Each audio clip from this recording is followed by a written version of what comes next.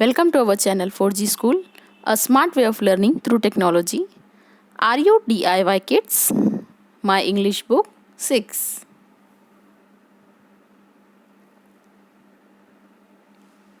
One 1.7. Are you a DIY kid? Now listen this. When you were very young, your parents or other grown-ups did everything for you. यानी कि जब आप छोटे बच्चे थे तो आपके घर के बड़े अफराद और आपके वालिदैन आपका हर काम किया करते थे. They fed you, washed you, dressed you and took you around. वो आपको खाना खिलाते थे, आपके तमाम कपड़े धोना और आपको तैयार करना, और आपके अतराफ़ ही वो मौजूद होते थे. But things must have changed since then. यानी कि बाद में वक्त और हालात बदलते गए. Now that you are nearly 11, यानी अब आप तकरीबन 11 साल के हो रहे हो. You must have learn to do many things all by yourself. अब आपको अपनी ज़िंदगी के बहुत सारे काम खुद से करना सीखना चाहिए. Now you are a do it yourself DIY kid. That means यानी कि सबक का जो हमारा नाम है, देखिए उसका मतलब ही यही है, डू इट योर सेल्फ, यानी कि इसे अपने आप अंजाम दो. आपको DIY किड बनना है, यानी ऐसा बच्चा बनना है जो अपने काम खुद करता है. Right, here is a list of some things an 11-year-old child should be able to do. यहाँ पर कुछ चीज़ें दी हुई है जो कि एक 11 साल के बच्चे को करनी आनी चाहिए. And never mind if you can't do the some of these things as yet. अगर आप इनमें से कुछ नहीं कर पाओ तो आपको बुरा मानने की ज़रूरत नहीं है. There is a whole year for you to learn these things. आपके पास पूरा साल है इन चीज़ों को सीखने के लिए. You will enjoy them, so let's begin our count. और आपको इन तमाम चीज़ों को करने में बहुत मज़ा आएगा. चलिए शुरू करते हैं. First one, can you take care of your personal hygiene. क्या आप अपनी इनफरादी सेहत व सफाई पर तवज्जो देते हैं. Here your friends, Tara's friends are telling, I know you can do it too, but do you do it or you still depend on your mother. यानी कि ये दोनों फ्रेंड्स आपस में बातचीत कर रहे हैं कि उन्हें पता है कि पर्सनल हाइजीन कैसे किस तरह रखी जाती है, लेकिन क्या ये तुम अपने आप से करते हो या फिर अपने वालिदैन से काम करवाते हो. देखिए इसमें क्या क्या पॉइंट्स आएंगे. I trim my nails regularly, do you. मैं अपने नाखून रेगुलरली रोज़ाना काटता हूँ, क्या आप काटते हैं. I take a wash on my own, a proper wash. I remember to wash behind my ears, underarms, elbows, knees, etc. Do you? And I use enough water, not more, not less. और उसके बाद वो रोज़ाना नहाता है बच्चा, और नहाने के बाद मतलब अपने कान और अपने हाथों को, कोहनियों को, घुटनों को अच्छी तरह से वो साफ़ करना जानता है, और साथ ही साथ पानी का इस्तेमाल भी मुनासिब मक़दार में करता है, ना कम ना ज़्यादा. I can oil and comb my hair on my own. यानी कि मैं अपनी बालों में तेल लगा सकता हूँ और ख़ुद ब खुद कंघी भी कर सकता हूँ. I can wash and dry my hair on my own. यानी कि मैं अपने आप से खुद ही बाल धोना भी जानता हूँ और उन्हें सुखाना भी. Next, do you take care of your clothes. अब क्या आप अपने कपड़ों का ख्याल रखते हो. You too can do all this. Have you tried? यानी कि तारा कह रही है अपने फ्रेंड को कि आप अपने कपड़े बहुत अच्छी तरीके से रख सकते हो. क्या आपने कभी इससे कबल ट्राई किया है. क्या आपने कपड़ों की तह करके रखी है. देखिए, I can even wash my own clothes when necessary. यानी कि जब ज़रूरत हो मैं अपने तमाम कपड़ों को धो सकता हूँ. I wash my undergarments every day. यानी कि मैं अपने अंदरूनी बैरूनी कपड़ों को रोज़ाना धोता हूँ. I don't stuck up used and soiled clothes. I put them in the washing bucket on time. I brush or scrub the soiled parts with soap before I add them to the washing pile. यानी कि जो कपड़ों पर अगर कुछ मिट्टी या गंदगी लग जाए तो मैं उसे अच्छी तरह से पहले साफ़ करता हूँ. साफ़ करने के बाद उसे ब्रश से पूरा निकाल कर दीगर कपड़ों के साथ धोने के लिए डालता हूँ. अगर आपने ऐसा नहीं किया तो आपके जो कपड़ों को गंदगी या मिट्टी लगी हुई है उससे दूसरे कपड़े भी गंदे हो सकते हैं. इसीलिए ये टेक केयर करना बहुत ज़्यादा ज़रूरी है. I can hang the clothes neatly without creases to dry on the clothes line, यानी कि मैं अपने कपड़े साफ़ सुथरे झटक कर बग़ैर रिंकल के यानी झुर्रियाँ आए बग़ैर सूखने के लिए उसे रस्सी पर डालता हूँ। I can fold all clothes neatly, मैं अपने तमाम कपड़े बहुत अच्छी तरीके से घड़ी करना भी जानता हूँ।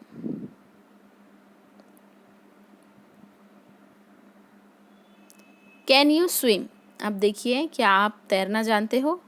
I can swim in a swimming pool, मैं स्विमिंग पूल में तैरना जानता हूँ। I can swim in a well, मैं कुएं में भी तैरना जानता हूँ। I am going to learn freestyle swimming this year, यानी इस साल मुझे फ्री स्टाइल में स्विमिंग करना सीखना है।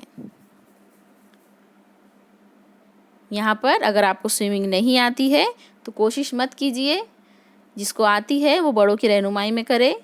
Okay. Can you ride a bicycle, I learn to ride a bicycle when I was 8 years old, यानी कि क्या आप बाइसाइकिल चला सकते हो। बाइसाइकिल यानी कि 2 पहिए वाली आपकी साइकिल। मैं जब 8 साल का था तब उसने साइकिल चलाना सीखी। इस तरीके से ये आपकी क्लास के तारा के फ्रेंड्स कह रहे हैं। I am learning to ride a bigger bicycle, यानी कि मैं अब नई बड़ी बाइसाइकिल चलाना सीख रहा हूँ। I am going to learn it in the vacation, मैं अपनी छुट्टियों में साइकिल चलाना, बड़ी वाली साइकिल चलाना सीखूंगा। I can ride my bicycle without the balancing wheel, अब देखिए यहाँ पर तारा का फ्रेंड कह रहा है कि मैं बाइसाइकिल को बगैर बैलेंसिंग व्हील के चलाना जानता हूँ और चला सकता हूँ। You should take care for at least 1 plant, यानी कि आपको कम से कम एक छोटे पौधे की देखभाल करनी है। Different plants need different kinds of care, यानी कि यहाँ पर हमारा तारा का एक फ्रेंड कह रहा है तोता कि आप हर प्लांट को अलग अलग टेक केयर की ज़रूरत होती है। My aunt gave me this little plant, अब देखिए तारा कह रही है कि उसकी आंटी ने उसे ये छोटा सा प्लांट गिफ्ट दिया है। I love my plant, my plants love sunlight, यानी कि मुझे मेरा पौधा पसंद है और पौधे को सूरज की धूप पसंद है। My aunt gave me this little plant, मेरी आंटी ने मुझे ये गिफ्ट दिया है little plant. I water it every day, मैं उसे रोज़ाना पानी डालती हूँ। I loosen the soil around its root from time to time, यानी कि उसके अतराफ़ की जो मिट्टी है मैं थोड़े थोड़े दिनों में उसे ढीली करती रहती हूँ। I add a little compost to it every 2 to 3 months, यानी 2 से 3 महीने में मैं उसमें कंपोस्ट यानी कि खाद डालती हूँ। Can you dress up for a special occasion on your own, यानी कि अगर आपको कहीं दावत में जाना है तो आप खुद से तैयार हो सकते हो क्या। When I was in standard 2nd, my father helped me, but now I can dress up on my own, even for a special occasion, यानी कि जब मैं 2nd स्टैंडर्ड में था, दूसरी क्लास में था, तब मुझे मेरे वालिद तैयार करते थे और लेकिन अब मैं बड़ा हो गया हूँ तो अब मैं अपने आप से तैयार हो जाता हूँ किसी भी दावत के लिए। Are you presentable when you visit someone else, अब ये देखिए बच्ची से कह रही है उसकी गंदगी और उसके गंदे कपड़े देखकर कि क्या आप इस तरीके से किसी के सामने जा सकते हो।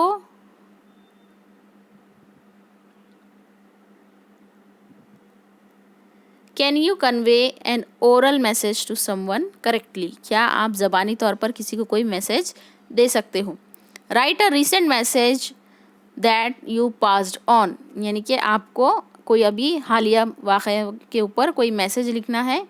At home, in school, between friends, यानी कि घर पर या फिर स्कूल में या फिर किसी फ्रेंड्स के दरमियान हुए हुए आपको कोई भी एक मैसेज ज़बानी तौर पर जो आपने याद किया है या पहुंचाया है आपको वो लिखना है। You may right the message into your mother tongue, यानी कि आप ये मैसेज अपनी मादरी ज़बान यानी कि उर्दू या हिंदी मराठी में भी लिख सकते हैं। You must know how to see, यानी कि आपको पता होना चाहिए कि किस तरीके से सिलाई काम किया जाता है या किस तरीके से सिया जाता है। I can thread a needle, मैं सुई में धागा पुरा सकता हूँ। I put a not in the thread when I stirring flowers और बीड्स इन इट, यानी कि अगर मुझे सुई धागे से कोई फ्लावर या फूल वगैरह बनाना है तो मुझे किस तरीके से उसे गीट बांधना है यह आता है। I can Make these stitches running stitch and back stitch. I can also hem the border, यानी कि मुझे बैक स्टिच और रनिंग स्टिच, यहाँ पर तस्वीर में देखिए ये बैक स्टिच है और ये रनिंग स्टिच है, यानी कि जिस तरीके से रनिंग स्टिच यानी नॉर्मल जो हम सीते हैं कपड़ा, और बैक स्टिच यानी कि पीछे से पलटा कर दोबारा से उसे लिया जाता है।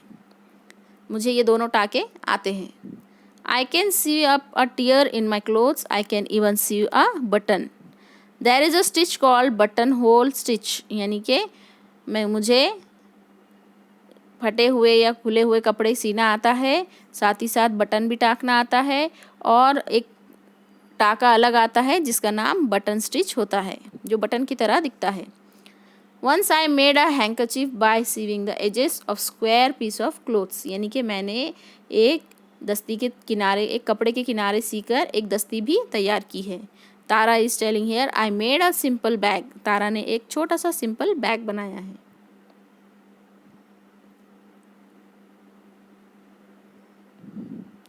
I love to help in the kitchen, अब आपको सिर्फ अपना ही काम नहीं करना है बल्कि आपको अपनी वालदा की भी किचन में हेल्प करनी है, because you are a DIY kids.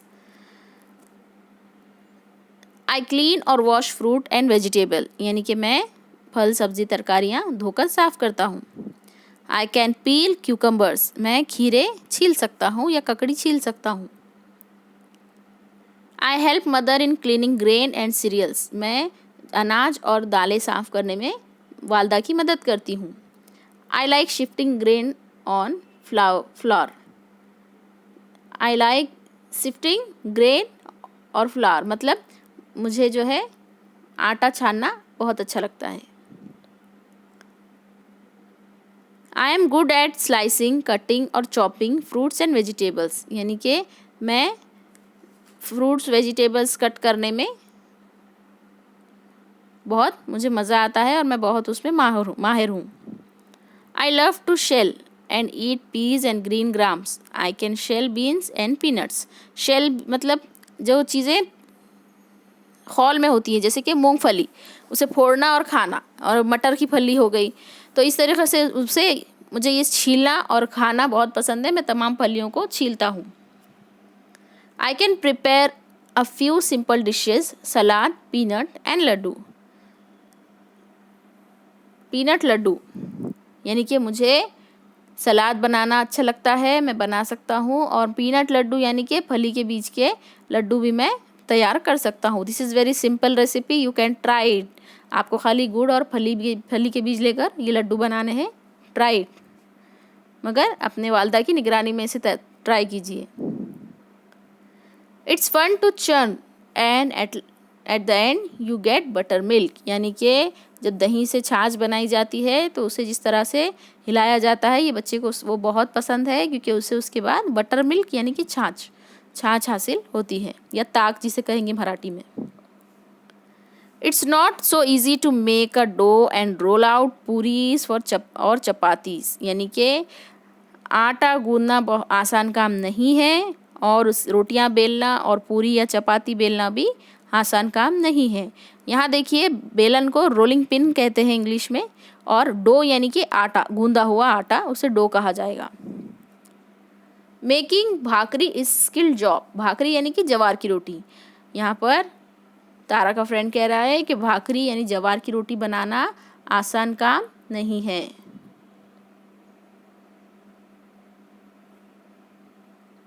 Do you answer the phone politely in Marathi or English and take down a message when necessary, यानी कि क्या आप मराठी, उर्दू या फिर अपनी लैंग्वेज में फ़ोन पर किस तरीके से बात करते हो, या अच्छी तरीके से मैनर से बात कर सकते हो क्या। Hello aunty, this is Bittu, mother is not at home, do you have any message for her, यानी कि जब आपकी वालदा घर पर ना रहे और आप फ़ोन रिसीव करें तो सामने वाले को आंटी अंकल कहकर मुखातिब करना है, और उसने अपना नाम कहा है और कहा है कि mother is not at home, यानी कि मेरी वालदा घर पर नहीं है, आपको कुछ मैसेज देना हो तो बताइए। Hello uncle, how are you, I am giving the phone to grandpa, okay then see you, bye bye. यानी कि अगर कोई जेंट्स है, मेल पर्सन है, तो उन्हें अंकल कहेंगे, और उनसे पूछा है कि आप कैसे हो, मैं अपने दादाजी को फ़ोन देता हूँ, bye. You must learn to be a smart consumer, यानी कि आपको बहुत अच्छे कंज्यूमर ख़रीदार बनना है। I always check the product I am buying, यानी कि जब कोई मैं चीज़ ख़रीदता हूँ तो मैं उसे अच्छी तरीके से चेक करता हूँ। I make sure that the price is right, यानी कि मैं हमेशा देखता हूँ कि उसकी प्राइस सही है या नहीं। आई ऑलवेज पे द राइट अमाउंट, मैं हमेशा सही पैसे अदा करता हूँ। आई डू मेंटल अरिथमेटिक और सिंपल कैलकुलेशंस बिफोर आई पे टू द शॉपकीपर, यानी कि मैं अरिथमेटिक मीन्स मैथ्स या रियाजी, मैं जो भी सामान ख़रीदता हूँ तो दिमागी तौर पर बगैर किसी कागज़ पेन के हिसाब लगा लेता हूँ कि कितने पैसे उसे देना है और उतने देता हूँ। That's why I am able to collect the correct change, और अगर मैंने उसे ज़्यादा पैसे दिए हैं तो मैं उससे वापस बराबर पैसे लेता हूँ। I carry the money safely and carefully, यानी कि मैं पैसे बहुत हिसाब से सेफ और अच्छी तरह से महफूज रखता हूँ। I remember to take proper containers, यानी कि मैं सामान अच्छी तरीके से जमा करके लाता हूँ। आई अवॉइड प्लास्टिक बैग्स, यानी कि मैं प्लास्टिक बैग में सामान नहीं लाता, मैं उसका इस्तेमाल अवॉइड करता हूँ। This is the end of your chapter. Now pointers, this is all question for your practice. Please subscribe our channel 4G School for your this exercise solution and activity, यानी कि इस एक्टिविटी के solution के लिए हमारे channel 4G School को subscribe कीजिए और बहुत ही जल्द आपको इसके सवाल जवाब की नोटिफिकेशन भी मिलेगी। Till then take care and stay with us and study properly and do not forget to like this video. Thank you.